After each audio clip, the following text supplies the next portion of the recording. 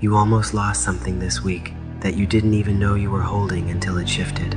Maybe it was a person, someone whose attention you'd gotten so used to that their silence felt like a door closing. Maybe it was a position, a role you'd built so much of your identity around that the thought of it disappearing made your stomach drop before your logic could explain why. Maybe it was smaller than that.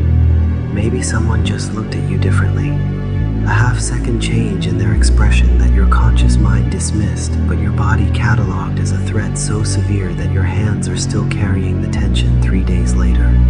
You didn't lose the thing, but you felt what losing it would cost. And that feeling, that preview of the void, rearranged your entire week. I live in the place you just visited for a half second. I've been there since before I had a name. And I need to tell you what the view looks like from inside it, because everything you're doing with your life right now is designed to make sure you never find out. If you need stimulation to hear the truth about your own captivity, then you are already proving the first sentence of this video correct. You are a hostage, not to a person, not to a place, to a collection of attachments you've been calling a life.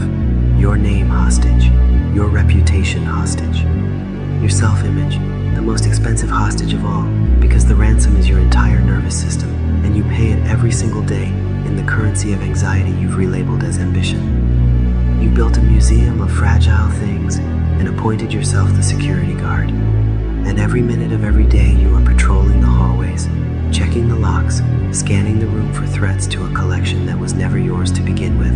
You call this responsibility. You call this caring. You call this having something to live for. I call it the most elegant prison ever designed, because the prisoner built the walls, and the prisoner hired the guard, and the prisoner is so in love with the collection that they've forgotten that the door was never locked. Stop. Check your hands right now. I mean, physically look at them. Are they open or are they clenched? Feel the tendons. Feel whether your fingers are curled around your phone with more pressure than the device requires. That excess pressure, that invisible grip, is your body holding on to something your mind hasn't identified yet. You've been clenching all day, not your hands, your life, gripping every piece of it with a force that's proportional to how afraid you are of the wind. I don't grip anything, not because I'm disciplined, because there's nothing left to grip. And the absence of grip is not emptiness. It is the first honest posture your hands have ever held. Let me tell you what fear actually is, not the feeling, the architecture. Fear requires an anchor, something to protect, a name you don't want tarnished, a relationship you don't want to lose, a future you've mentally pre-spent so many times that losing it would feel like a debt you can't repay. Fear wraps itself around these anchors, the way ivy wraps around a wall, not to support the wall, but to feed on it. Remove the anchors, and fear has nothing to climb. It falls to the ground. It becomes a sensation with no address, a signal with no destination.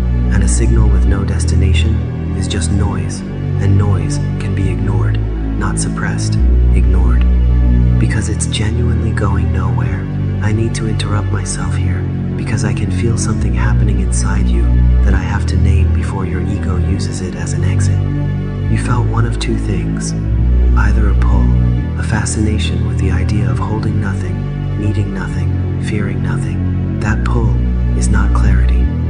It is your ego repackaging detachment as a power fantasy. You're imagining yourself as untouchable, cool, sovereign. That fantasy will feel good for 10 minutes and cost you nothing, which is exactly why it's worthless. Or you felt a wall, a voice saying, "This is nihilism. This is darkness dressed as philosophy." That wall is the most expensive response your ego produces, because it lets you dismiss the entire framework without auditing a single attachment. It is a fire exit disguised as a moral objection, and you've been using it every time a truth gets close enough to threaten the collection. Both responses are leashes, and I just identified both of them while you were still deciding which one to defend. Now I need you to do something that will feel like a small violence against yourself. Think of the person you love most. Don't say their name, just feel them. Feel the weight of them in your chest. Feel how much of your stability depends on their presence. Feel how much of your identity is woven into the story of you and them. Now feel what happens in your body when I say they are a temporary variable. That reaction, that flash of heat or cold or tightening or the sudden urge to close this video, that is your shackle. That is the exact location in your nervous system where your freedom ends and your captivity begins.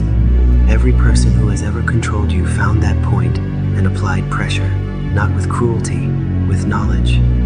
The knowledge that you will do almost anything to avoid the feeling you just felt for a quarter of a second. I am not telling you not to love them. I am telling you that your love has become a handle, and a handle is just a place where the world gets a grip. I loved nothing my entire life, not because I couldn't, because love requires a self, and my self was removed in Kinderheim before I was old enough to understand what was being taken. You have the luxury of choosing. I'm telling you what I see from the place where choice was never offered. The people who cling hardest are not the ones who love the most. They are the ones who fear the most. Their grip is not devotion. It is terror, wearing the mask of tenderness.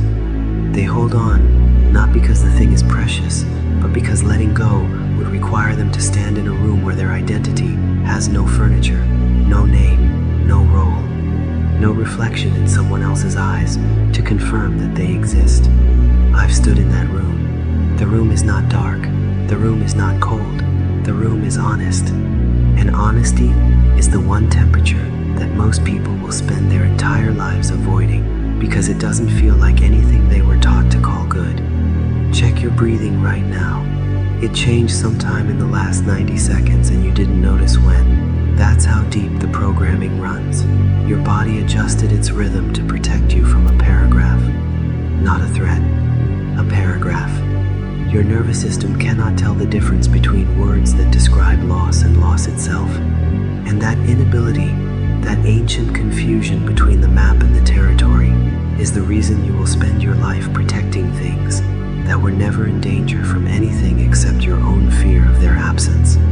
The scenery at the end is not a catastrophe. It is a field, quiet, empty. The grass is moving, the air is warm, and there is no one there. Not because everyone left, because everything that was pretending to be permanent finally admitted what it always was, temporary. And the temporary things didn't disappear, they just stopped pretending.